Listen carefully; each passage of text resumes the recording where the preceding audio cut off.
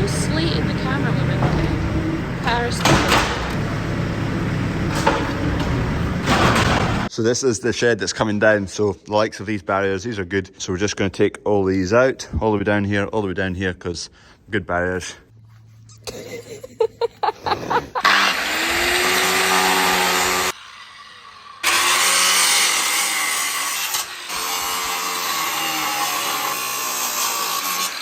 Gate lady is now camera lady.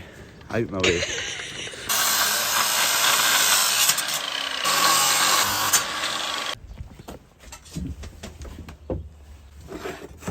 The yellow thing. Look at me.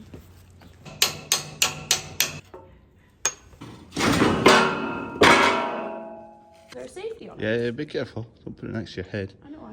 There it goes. It's too heavy for you. Yeah. Turn your hand the other way. Like that. Yeah, that's it. Be careful. I don't know how you managed to hold this up for so long. Big guns. Going smoothly, should end up with a big pile of these. Right, there's a few off, but we might be able to use this passage actually. So I'm just going to hold fire before I take the rest off, just to be sure we can't make use of this, because the way things are working, we're probably going to end up with roughly bulls in here, handling facilities elsewhere, and we might need a passage like this. Right, I've managed to get this drive mechanism for the wire on the welder here off. So now I need to take this motor. I'll just get a serial number off it actually.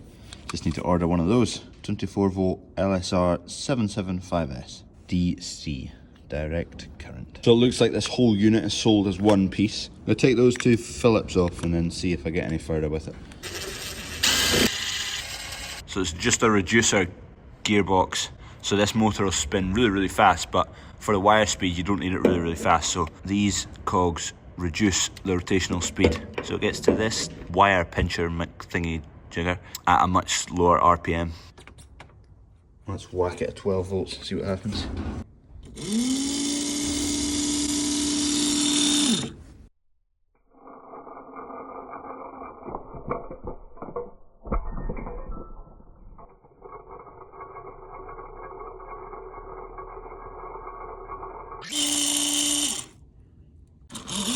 So it seems alright, but that's under no load. Let's crank it up. Right, I've roughly reassembled it. I'm going to run it again. Yesterday when I ran it still in the machine, this was kind of, it just didn't get up to speed at all. It was really struggling.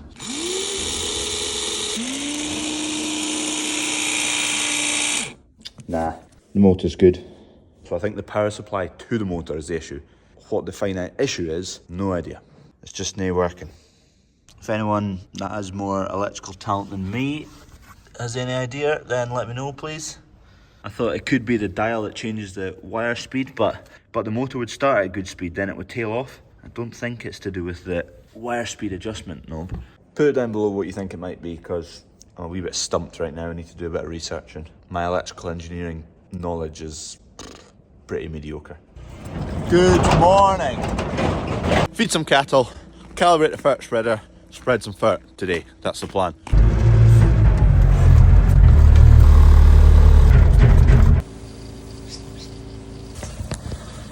Kicking on now. You can notice the weight gain.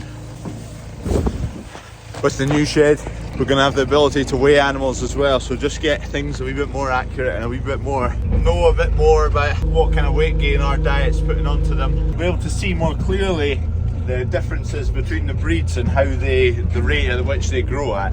Hey boy! Hey boy! Getting these coos fed. Good boy. We'll get these bedded up as well, they're needing bedded. Dad's on the forklift. I'll jump in and roll out these bales. Just starting to keep an eye on these coos now. Won't be too long until they start calving. They're still a couple of weeks away from when they were scanned, so.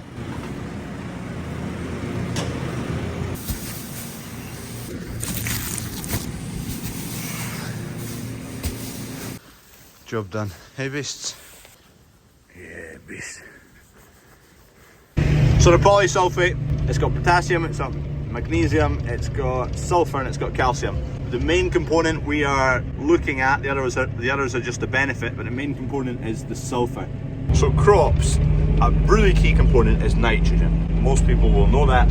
If you don't, there you go, nitrogen. Without sulfur, the plant's ability to uptake the nitrogen you put on the field is drastically reduced. So that is why the sulfur in this polysulfate is the thing we're mostly interested in. So it's somewhere in the region of 6 to 1 parts nitrogen to sulfur.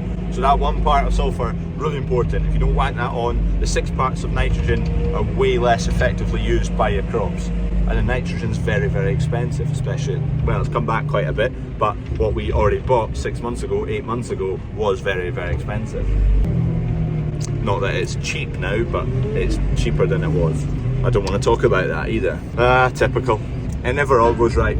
Kev's made it back with a spreader, went and picked that up this morning. This is used to measure what has been spread.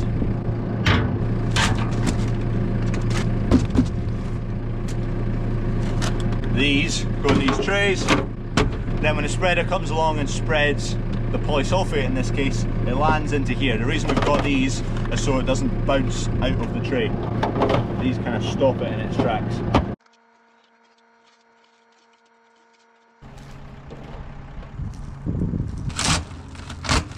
It's like stones. Mind in the UK, this stuff. Polysulfate. We're on a hydro or a limiter boundary spreading device. We're a limiter, aren't we? Yeah.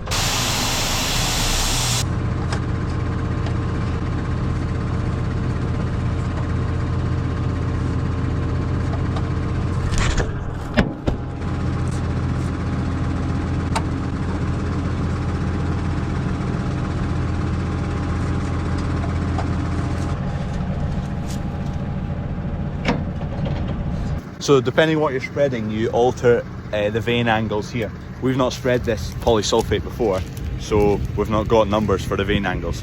So I went online and had a look for the polysulfate. I couldn't find it, but I looked for stuff with relatively similar density. So I've set it to that, and we'll try a few passes and we'll see how it goes. We might need to just adjust as we go, calibrate it. So there's a wee bit of fat in the hopper, and once we get going, it drops out between those brushes. Then that whole disc rotates, and the veins, 1 vein, 2 vein, they're throwing it out. So what we're doing is altering the angle of this vein depending on what you're spreading, because it likes to spread at in different characteristics depending on the density and the size of it. Trays are set up, so you can do it like lengthways like that. There's 2 ways of doing it lengthways if you've got enough trays. We've got 8 trays, so we do it this way. So Kev's going to travel down there over the top of those trays. That will collect whatever is spread directly behind him. Then 12 metres out, that will be collected over in those trays. Kev will do another pass at 24 metres out, coming back the way up. More fert will land in the middle trays, and then we need to make sure the middle trays and these trays are identical. I'm going to plonk you down here, and then I'm going to disappear so I don't get fert in my eyes.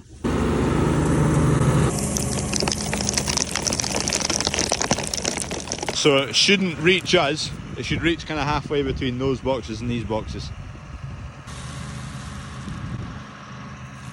And now we add all these boxes together, I'm going to compare this half versus that half, and they should be level. They won't be level yet, but we'll alter it to make them level.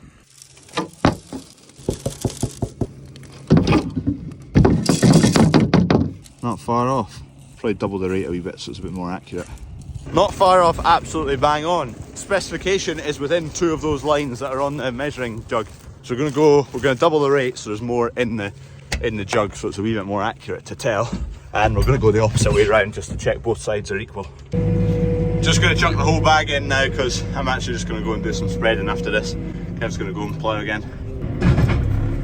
I don't know the exact density of this, but it looked to me about double the density of urea, so I just found an equivalent product double the density of urea online.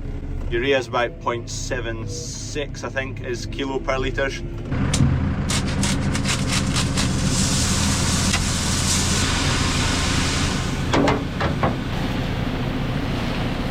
If you look at it, it's just stone basically.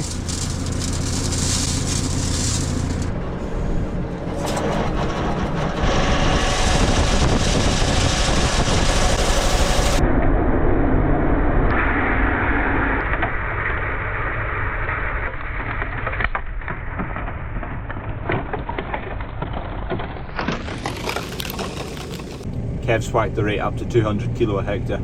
To just to get a more representative sample.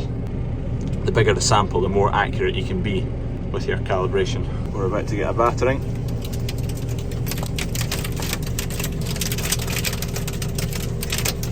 There should be more in here than the last time anyway. About double.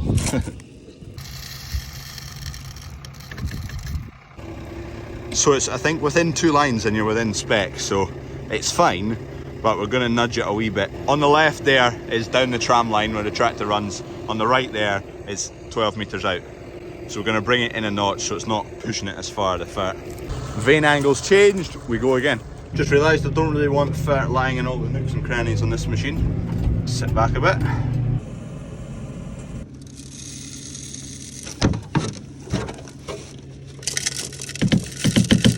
See, that's fractionally worse. It was a notch, a full 1 notch out the first time. Yeah, presumably plus numbers throws it further. There was a thought so. Another adjustment, still in spec within the 2 lines, but didn't seem to alter it that much, that one. Bang on. We went one way with the machine that told us to move the vanes in one movement. We moved them and it got worse. So we moved them the same increment the other way and they're good. Bang on, job done. Right, it's a wee bit later, I'm heading off to yard 4 to go and spread some polysulphate on some winter crops. Get the sulphur on, we're not allowed to spread nitrogen yet till the 15th of February, which is on Thursday just coming. We are in an NVZ, which is a nitrogen vulnerable zone, so we cannot spread nitrogen until the 15th of February. It was introduced in theory to stop leaching. Obviously the crops are not really growing yet, so they're not uptaking any nitrogen you put on the soil, so it's meant to leach a lot more and get into the water courses. Quite up for debate whether that's a lot of nonsense or not, but there's not much we can do about it. We just have to wait till the 15th and then get on with the nitrogen anyway. That doorway's a struggle with fert bags on. It's tight as anything. Don't wipe the grease nipple off the top of that. That's 3 bags in. It's dense stuff, it doesn't take up much of the hopper. I'm just going to get Dad to place a bag on top and I'll just lift it and see what it's like weight wise. Don't want to overload it and be doing wheelies down the yard. That seems alright. Whack it in. Let's go spread some expensive fertiliser. Heading out to a field of oilseed rape. 210 kilos per hectare we're spreading that. Right, we're off to the races, but my GPS isn't working, which is messing with 1, using the GPS in the field for the tractor steering, but 2, the sectional control on this. You need the GPS to be working so the spreader knows where it's been in the field. So I've just given RTKF Net, who do our GPS, a call and a text. I've not heard back yet, so a wee bit annoying there, but just have to do it manually for now. But as long as we get it sorted out, that's fine. A bit annoying, don't know why it's not playing ball. There's a couple of swans over there. Any luck catching them swans? Just the one swan actually. There's a bit of a bare patch in here with this field, but other than that, it's looking fairly well.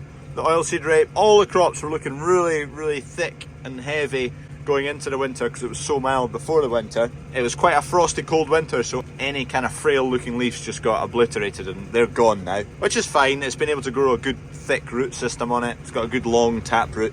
There's another wee bare patch. We had a bit of issue with slugs and flea beetle, so can't worry too much if it's just the odd wee bit like that.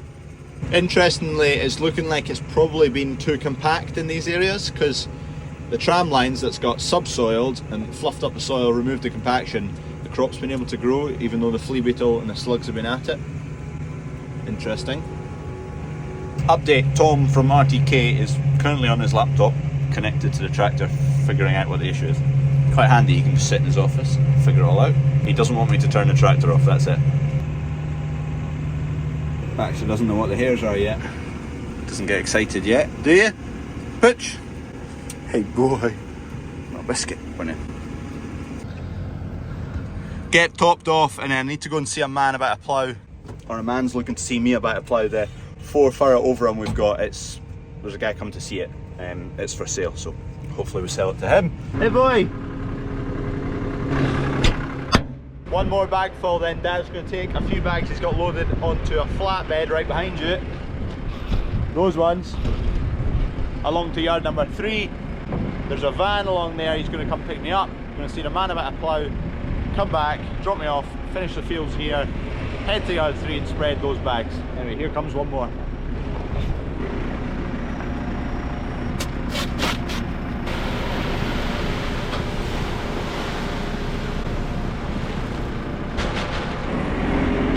go. Oh, look at him. Big man.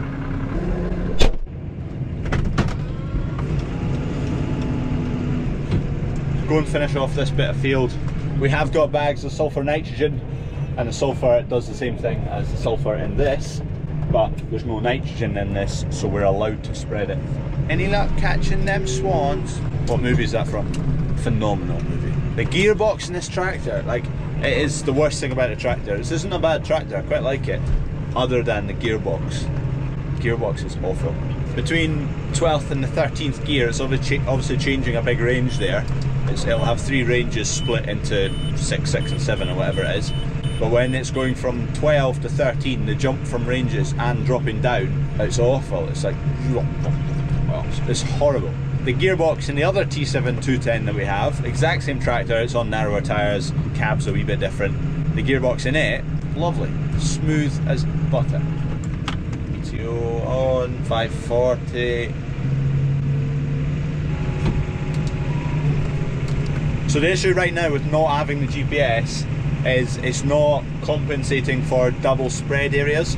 So when I'm manually doing it, I'm never going to get all the overlaps bang on. Like when I'm coming into a tram line, say the spreader's coming here and I've done the tram line, so there's fert there already, the cut-off point is just roughly where I think it should be.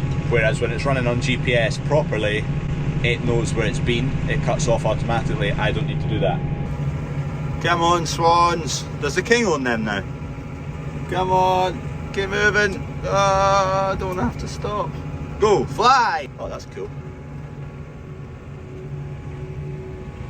Swans are pretty cool, aren't they? You can get the rest of that video tomorrow. It's plenty long enough, and I'm going to my bed. Good night.